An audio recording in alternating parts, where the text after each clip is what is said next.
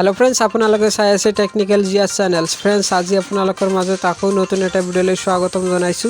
যিসকল ছাত্ৰীয়ে স্কুটি পোৱা নাই সেইসকলৰ বাবে অতি সুখবৰ কিয়নো বিত্তমন্ত্ৰী অজন্তা নেওগে কিছুমান কথা উল্লেখ কৰিছে সো সেইবিলাক আমি আপোনালোকক দেখুৱাই দি আছো সো বলক আমি ভিডিঅ'টো আৰম্ভ কৰো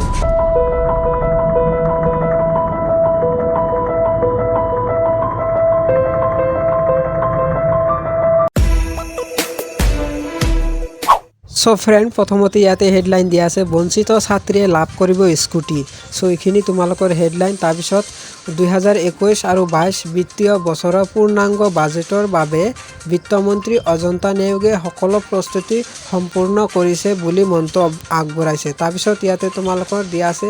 প্ৰজ্ঞা ভাৰতীয় আঁচনিৰ অধীনত স্কুটি পোৱাৰ পৰা বঞ্চিত 300 ছাত্ৰীয়ে বিভিন্ন ইমেইলৰ যোগেদি তেওঁলোকক জনাইছে যে মেইলৰ পৰা একেটা পৰামৰ্শ দি স্কুটি বিচাৰিছে সো হেই 300 পৰামৰ্শ এটা পৰামৰ্শ হিচাপে বিবেচিত কৰি বা বিবেচনা কৰি বঞ্চিত ছাত্ৰীক স্কুটি দিয়াৰ প্ৰস্তাৱ বাজেটত উল্লেখ কৰা হ'ব বুলি মন্তব্য আগবঢ়াইছে সো এইখিনি আছিল তোমালোকৰ মেইন হেডলাইন সো তোমালোকৰ অতি সুখবৰ স্কুটি দিয়াৰ সম্ভাৱনা আহিছে তো এইখিনি আছিল ভিডিঅ' ধন্যবাদ।